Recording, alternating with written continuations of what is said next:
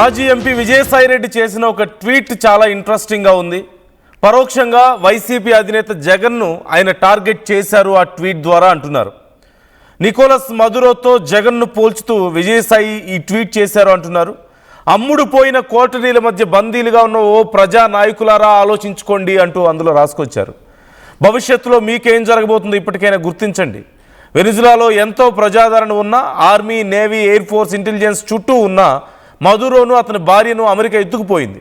ఎందుకంటే ఆయన చుట్టూ ఉన్న వాళ్ళంతా అమ్ముడుపోయారు. గతంలోనే జగన్ కోటరీపై ఇది ఆయన రాసుకొచ్చిన ట్వీట్. అయితే గతంలోనే జగన్ చుట్టూ ఒక కోటరీ ఉందని ఆ కోటరీకి సంబంధించి విజయసాయి విమర్శలు చేశారు. తనను జగన్కు దూరం చేసిన కోటరీని టార్గెట్గా చేసి విజయసాయి మరొకసారి ట్వీట్ చేశారు అంటూ చాలామంది అభిప్రాయాలు వ్యక్తం చేస్తున్నారు. ఈ ట్వీట్ చూస్తే మీకేమనిపిస్తుంది? జగన్ని ఉద్దేశించి ఆయన ట్వీట్ చేశారా?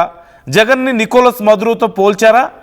అండ్ అలాగే జగన్ చుట్టూ నికోలస్ మదురో చుట్టూ ఉన్నట్లుగానే ఒక అమ్ముడుపోయిన కోటరీ ఉందా అనేది ఇక్కడ ప్రశ్నలు కొన్ని వస్తున్నాయి. మీకు కూడా అలాగే అనిపిస్తుందా? Try to comment your opinion.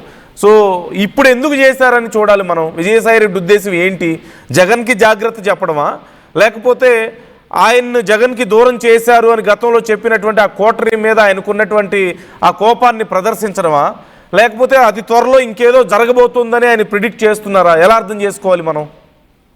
Yes Manoj, basic గా ఈ విజయసాయిరెడ్డి చేసిన ట్వీట్ లో చాలా కీలకమైన అంశాలు ఉన్నాయి. చాలా లోతుగా ఈ అంశాలని మనం అర్థం చేసుకోవాలి. ఎందుకంటే ఇటీవల కాలంలో నిన్ననే విజయసాయిరెడ్డికి ఈడీ నుంచి నోటీసులు వచ్చాయి. ఏమని లిక్కర్ స్కామ్ లో ఈడీ నుంచి నోటీసులు వచ్చి 22వ తారీఖున ఈడీ ముందు హాజరు కావాలి అని నిన్నే వచ్చిన పరిస్థితి మనం చూసాం. సో వచ్చిన తర్వాత ఈరోజు విజయసాయిరెడ్డి పెట్టిన పోస్ట్ ఏవైతే ఉందో, అమ్ముడుపోయిన కోటరీల మధ్య బందీలుగా ఉన్న ఓ ప్రజానాయకులారా ఆలోచించుకోండి, భవిష్యత్తులో ఇక్కడ మీకు ఏం జరగబోతుందో ఇప్పటికైనా గుర్తించండి. వెనుజులాలో ఏదైతే మదురోతో ఎంత భారీ ప్రజాదరణ పొందిన నాయకుడైనా ఆయన ఏ విధంగా అరెస్ట్ అయ్యాడో, ఏ విధంగా జైల్లో ఉన్నాడో, ఈ పెద్ద ఎయిర్ ఫోర్సు, ఇంటెలిజెన్స్, నేవీ, తర్వాత ఇన్ని ఉన్నప్పటికీ కూడా మిసైల్స్, యుద్ధ విమానాలు, భారీ సైన్యం ఉన్నప్పటికీ కూడా ఏ విధంగా అతను అమెరికా కబంధ హస్తాల్లోకి వెళ్ళాడో ఆ దిశగానే రేపు మీకు కూడా ఉంటుంది. ఈ కోటరీల్ని నమ్మొద్దు అని విజయసాయిరెడ్డి చెప్తున్నారు. అంటే రేపు ఇతను ఈడీ దగ్గర పెద్ద బాంబు పెల్చబోతున్నాడా అనేది చాలా స్పష్టంగా అర్థమవుతుంది. విజయసాయిరెడ్డి ఈడీ దగ్గర ఏం జరిగిందనే అంశాలు అన్నీ కూడా విత్ ఎవిడెన్స్ ఏమన్నా పెట్టబోతున్నాడా మద్యం లిక్కర్కి సంబంధించిన వ్యవహారంలో, అది జగన్కి చుట్టుకోపోతుందా, లేదు జగన్ చుట్టూ ఉన్న కోటరీలకి చుట్టుకోపోతుందా అనేది కొంత చాలా ఇంట్రెస్ట్ సబ్జెక్ట్ అయితే ఉంది. దీని మీద కామెంట్స్ కూడా బేసిక్ గా చాలా మంది ఈ విజయసాయిరెడ్డి కోటరీ మీద, విజయసాయిరెడ్డి చేసిన ట్వీట్ మీద మీరు కూడా ఒకప్పుడు కోటరీ నడిపి జగన్ గారిని ముంచిన వారే కదా అని కూడా కొన్ని కామెంట్స్ అయితే వస్తున్న పరిస్థితి. బట్ ఏదేమైనా ఒక హింట్ అయితే విజయసాయిరెడ్డి జగన్ అండ్ కోకి ఇచ్చాడు అనేది చాలా క్లియర్ గా అర్థమవుతున్న పరిస్థితి. బట్ 22 ఈడీకి విజయసాయిరెడ్డి వెళ్తున్నారు. ఈడీ దగ్గర ఏం మాట్లాడబోతున్నారు, ఆయన దగ్గర ఉన్న సమాచారం ఏంటి, అందులో మనోజ్ ముందే ముందే క్లియర్ గా వాళ్ళు ఒక మాట చెప్పారు. క్లియర్ గా అక్కడ ఎవరు సూత్రధారులు, ఎవరు పాత్రధారులు, నన్ను ఎవరు అడిగినా నేను చెప్పడానికి సిద్ధంగా ఉంటాను అనేది క్లియర్ గా ఆల్రెడీ మీడియా ముందు ఓపెన్ గా చెప్పిన సాయిరెడ్డి రేపు ఈడీకి వెళ్తున్నాడు. 22వ తారీఖు ఈడీకి అటెండ్ కావడానికి సిద్ధమవుతున్న నేపథ్యంలో ఈ ట్వీట్ ని చేయడం వెనకాల కూడా ఒక హింట్ అయితే ఇచ్చారు. అంటే మీరు కోటర్ని నమ్ముకొని ఎంత మోసపోయారో, ఎంత ఇబ్బందులు జరిగాయి అనే అంశం మీద ఆయన చాలా క్లియర్ గా చెప్పినట్టుగా అయితే మనకి అర్థమవుతుంది. కానీ ఇది కొంత సీరియస్ విషయంగానే కనపడుతుంది. ఈ వ్యవహారంలో ఎలా ముందుకి వెళ్ళబోతున్నారు, సాయిరెడ్డి ఏం చెప్పబోతున్నాడు, సాయిరెడ్డి చెప్పిన దాని తర్వాత ఎటువంటి పరిస్థితులు ఉంటాయి. కానీ ఈ వ్యవహారంలో క్లియర్ గా మనకు అర్థమవుతుంది జగన్ అండ్ కోటరీకి ఒక హింట్ అయితే ఆయన ఇచ్చారు. తద్వారా ఏం జరగబోతుంది అనే అంశాన్ని ముందుగానే మీకు చెప్తున్నాను.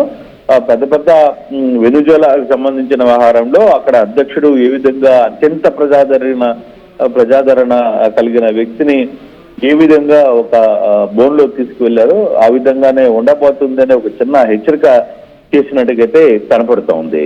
అంటే ఈ ట్వీట్ చేయడాన్ని మనం ఎలా అర్థం చేసుకోవాలంటారు? అంటే మీరు అన్నట్లుగా ఒకవేళ అతి త్వరలో ఏదో జరగబోతుంది అనేది ఆయన కొంత ముందే హింట్ ఇవ్వడం అనే కోణంలో చూడొచ్చు. At the same time Jagan మీద ప్రేమ ఇలా ఒక ట్వీట్ చేయడాన్ని జగన్ మీద ప్రేమతో చేశారంటారా? ఆయన మీద ఇంకా ఎఫెక్షన్ ఉందా, లేకపోతే జగన్ మీద ప్రేమనా జగన్ మీద ద్వేషమా అనే దానికంటే కూడా రాబోయే రోజులు కష్టకాలంలో ఉన్నాయి మీకు అనే ఒక హింట్ అయితే ఇచ్చే ప్రయత్నం అయితే చేశారనేది చాలా క్లియర్ గా మనకు అర్థమవుతుంది. బేసిక్ గా వెనుజులా అధ్యక్షుడిని పోలుస్తూ జగన్ విషయంలో లేదు, జగన్ క్వార్టరీ విషయంలో ఆయన ప్రత్యేకంగా మనం చూడొచ్చు. క్వార్టరీ అని చాలా విషయాలు మాట్లాడిన పరిస్థితి. ఇటువంటి క్వార్టరీ విషయంలో అంటే మీ క్వార్టరీలో ఇప్పటికే చాలా మంది అమ్ముడుపోయారు అనే విషయం కూడా. ఎందుకంటే వెనుజులా అధ్యక్షుడు మధురో ఏ విధంగా అరెస్ట్ అయ్యాడంటే అంత ఈజీ కాదు కదా. వాస్తవం ఈయన చెప్పింది కూడా వాస్తవం కదా. అంత నావీ లేకపోతే అంత బలగం, తర్వాత చుట్టుపక్కల పెద్ద ఎత్తున సెక్యూరిటీ ఇంత ఉన్నప్పుడు కూడా సింపుల్ గా ఏదో ఒక రాత్రి వచ్చి ఒక అధ్యక్షుడిని తీసుకుపోవడం. సో అంటే మీ క్వార్టరీ పూర్తిగా కూడా అమ్ముడుపోయింది అన్నది. ఈ రోజు కూడా వెనుజులా అధ్యక్షుడు లేదు అతని ఫ్యామిలీ అతని భార్యని అరెస్ట్ చేయడం వెనుక ప్రపంచం మొత్తం క్వార్టరీ అంతా కూడా అతని వెనకాల ఉన్న కోట అంతా కూడా అమ్ముడుపోయిందని ఏ విధంగా అనుకుంటున్నారో అలాగే జగన్ విషయంలో కూడా కొంత క్వార్టరీ అమ్ముడుపోయింది, మీ పక్కన ఉన్న క్వార్టరీ అమ్ముడుపోయింది, నువ్వు జాగ్రత్త అని చెప్పే ప్రయత్నం అయితే విజయసాయి రెడ్డి చెప్పారు. మీరు అన్నట్టుగా అది ప్రేమ అంటారా లేకపోతే కోపమా కాదు, ఆయన ఒక హింట్ ఇచ్చే ప్రయత్నం చేశారు. ఎందుకంటే ఇంతకాలంగా రాజశేఖర రెడ్డితో ఉన్నాము, నేను జగన్ దగ్గర కూడా పనిచేశాను, బట్ వెనకాల ఏం జరుగుతుంది అనే అంశాన్ని నువ్వు తెలుసుకోలేకపోతే ఏం తర్వాత జరగబోయే అంశం ఏంది అనేది ఇటువంటి పరిస్థితులు ఉంటాయి అనేది విజయసాయి రెడ్డి చాలా క్లియర్ గా జగన్ అండ్ కోకి హింట్ ఇచ్చిన పరిస్థితి కానీ స్పష్టంగా కనపడుతుంది. సో విజయసాయి రెడ్డి ఇప్పుడు విచారణకు హాజరవబోతున్నారు లిక్కర్ స్కామ్ కేసుకు సంబంధించి. ఇప్పుడు అంటే చాలా మనం ఇంత పెద్ద ప్రొసీజర్ చూసాం. లిక్కర్ స్కామ్ కేసు విచారణకు సంబంధించి చూసినటువంటి ప్రొసీజర్లో అధికారులు ఏదో తప్పుదో పట్టించే ప్రయత్నం చేస్తున్నారు, కావాలని చేస్తున్నారని చెప్పి వైసీపీ విమర్శించడం కానీ ఇప్పటి వరకు ఏమి ప్రూవ్ చేయలేకపోయారని చెప్పేసి చేస్తున్నటువంటి ప్రచారం కానీ చూస్తున్నాం. ఇప్పుడు ఆఫ్టర్ దిస్ హింట్, ఈ హింట్ తర్వాత రేపు విచారణ ఏదైనా కీలకమైనటువంటి టర్న్ తీసుకోబోతుందంటారా? విచారణకు సంబంధించి is there any fresh update Krishnamohan? కాదు బేసిక్ గా ఇక్కడ ఉన్న విషయంలో రేపు ఈడీకి వెళ్తున్నాడు. మొన్నటి దాకా సిట్ ఆంధ్రప్రదేశ్ సిట్ మాత్రమే సాయిరెడ్డిని పిలిచింది. సాయిరెడ్డిని పిలిచిన తర్వాత సాయిరెడ్డి మీడియాతో మాట్లాడుతూ చాలా గట్టిగా చెప్పాడు, నాకున్న ఇన్ఫర్మేషన్ మొత్తాన్ని నేను చెప్పే ప్రయత్నం చేస్తాను, దాంట్లో నాకేమీ దాపరికం లేదు. రెండవది అసలు సూత్రధారులు ఎవరు ఏంటి మొత్తం కూడా నాకు తెలుసు, ఆ సూత్రధారులు ఎవరు ఏంటి అనేది కూడా నాకు సమాచారం ఉంది అని చెప్పి చాలా క్లియర్ గా చెప్పాడు ఆయన. సో ఆ యాంగిల్లోనే ఆయన ఇంకా మరో హింట్ అయిపోతున్నాడు. అందులో ఈడీ దగ్గరికి వెళ్తున్నాడు. మామూలుగా ఏదో సిట్టో లోకల్ పోలీస్ ఎంక్వైరీకో లేకపోతే దాని దగ్గర కాదు, ఈడీ దగ్గరికి వెళ్తున్నాడు. ఈడీ దగ్గర ఆయన చెప్పబోయే అంశాలు ఏ విధంగా ఉంటాయి, ఆ తర్వాత ఆయన ఇచ్చే తన దగ్గర ఉన్న సమాచారాన్ని ఏ విధంగా ఇవ్వబోతున్నారు అనేది కూడా చాలా సీరియస్ గా చూసుకోవాలి. పార్టీ ఏదో సాయిరెడ్డి వెళ్ళిపోయాడు కదా బయటికి, సాయిరెడ్డి వల్ల మనకి ఏం నష్టం ఉండదు అనే విషయాన్ని ఆలోచిస్తే కాదు. ఇప్పుడు బేసిక్ ఇప్పుడు జరగబోయే అంశాల్లో చాలా కీలకమైన పరిణామాలు ఉన్నాయి. సాయిరెడ్డికి రేపు బీజేపీ నుంచి ఒక ఆఫర్ ఉన్నట్టుగా కూడా కొంత సమాచారం ఉంది. రాజ్యసభ సభ్యుడిగా రేపు 4 రాజ్యసభ సభ్యులు ఆంధ్రప్రదేశ్ నుంచి ఖాళీ అవుతున్న నేపథ్యంలో ఈయన పేరు కూడా బయటకు వస్తున్న నేపథ్యంలో ఇటువంటి కామెంట్ పెట్టడం వెనకాల తనకు అవసరమైన రాజ్యసభ సభ్యత్వాన్ని కూడా ఆయన తీసుకునే ప్రయత్నం చేయొచ్చేమో కూడా తెలీదు. అంటే ఎన్ని కూడా ఊహాగానాలు. బట్ కానీ విజయసాయి రెడ్డి పెట్టిన పోస్ట్ మాత్రం కొంత మాజీ CM Jaganmohan Reddy and co batch కి మాత్రం కొంత గట్టి ఇంపాక్ట్ అనే చూపించబోతుందని చాలా స్పష్టంగా అర్థమవుతుంది. అంటే ఇక్కడ ఇంతకీ నికోలస్ మదురోతో కంపేర్ చేశారు కదా, నికోలస్ మదురోతో జగన్ ని కంపేర్ చేస్తున్నారు. ఆయన చుట్టూ ఉన్నటువంటి కోటరీని, అక్కడ మదురో చుట్టూ ఉన్నటువంటి కోటరీ, అమ్ముడు పోయినటువంటి కోటరీతో కంపేర్ చేస్తున్నారు. బట్ ఇక్కడ యుఎస్ ఎవరు కాబోతున్నారంటారు? అంటే ఈడీ లేదంటే ఈ లిక్కర్ కేసును విచారిస్తున్నటువంటి టీం కాబోతుందా, లేకపోతే బీజేపీయా, లేకపోతే టీడీపీ కాబోతుందా రాష్ట్రంలో? ఎవరు జగన్ మీద ఇప్పుడు ఎవరు జగన్ ని క్యాప్చర్ చేయబోతున్నారంటారు? యుఎస్ ప్లేస్ లో ఎవరిని మనం కంపేర్ చేయొచ్చు? కరెక్టే. రెండు విషయాలు దీంట్లో చాలా క్లియర్ గా ఉంటాయి. ఒకటి, ఆయన ఇచ్చిన హింటూ యుఎస్ రోడ్లు ఎవరు చేయబోతున్నారు, లేకపోతే వెనుజులా అధ్యక్షుడిగా జగన్మోహన్ రెడ్డిని పోల్చారు, తర్వాత ఫర్దర్ గా కోటరీని పోల్చిన పరిస్థితి ఉంది. ఇవన్నీ కూడా జరిగిన అంటే ఇప్పుడు దాకా సిట్టు వరకే పరిమితమైన ఈ మద్యం లిక్కర్ కేసు ఇప్పుడు ఈడీ దాకా ఎంటర్ అయిపోయింది. అంటే విజయసాయి రెడ్డి రూపంలో ఈడీ దాకా ఎంటర్ అయింది. 22 నోటీసులు 22వ తారీఖు అటెండ్ కావాలి.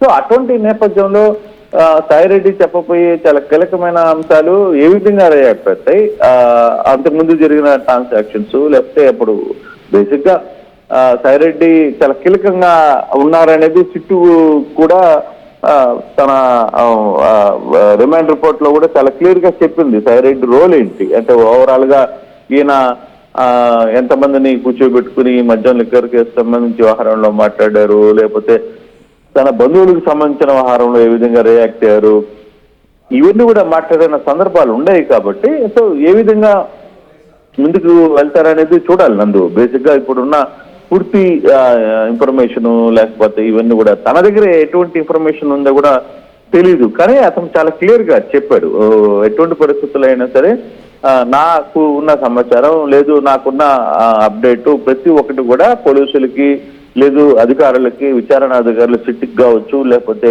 ఈడీకి కావచ్చు చెప్పడానికి సిద్ధం, దానికి ఏమీ ఆలోచన లేదు అనేది ముందుగానే ఆయన బహిరంగంగా ప్రకటించారు. కాబట్టి నందు సో ఇప్పుడు జరుగుతున్న ఈ వ్యవహారంలో కొంత హింట్ అయితే ఆయన ఇచ్చారు. అంటే రాబోయే రోజుల్లో బాబు నీ పరిస్థితి ఇటువంటిదే పరిస్థితి, వెనుజులా అధ్యక్షుడు మదురో పరిస్థితి ఏ విధంగా ఉందో నీ పరిస్థితి అలా ఉండబోతుందని ఒక డైరెక్ట్ గా ఒక హెచ్చరిక జారీ చేసిన పరిస్థితులాగానే మనం చూడాలి. అంటే మీరు ఇంతకుముందు చెప్పినట్లుగా ఇప్పుడు విజయసాయి రెడ్డి ఒకసారి నేను వ్యవసాయం చేసుకుంటానన్నారు, మరొకసారి ఏదో న్యూస్ ఛానల్ పెడతానని చెప్పి మాట్లాడారు, నేను కొత్త మీడియాను చూపించబోతున్నా అని చెప్పారు. బట్ చాలా రోజుల నుంచి మనం వింటున్నాం బీజేపీ నుంచి ఆఫర్ వచ్చిందని, ఆ డిస్కషన్స్ అవుతున్నాయని, ఇలాంటి డిస్కషన్ కూడా మనం చూస్తున్నాం. సో ఆయన రాజకీయ భవిష్యత్తుకు సంబంధించి మోస్ట్ పాసిబిలిటీ ఏంటి అంటే మనం ఎలా చూడొచ్చు అంటారు? బీజేపీయే అల్టిమేట్గా ఉన్న పాసిబిలిటీగా చూడొచ్చా? Is there any other option? అంటే బేసిక్ గా ఒక రాజకీయ నాయకులు పరిస్థితి, మనం ఇంతకాలంగా జరిగిన రాజకీయ నాయకులు ఏ విధంగా వ్యవహరిస్తారో మనం అంటే మన ఎక్స్పీరియన్స్ లో చాలా మందిని చూసాం. ఒకప్పుడు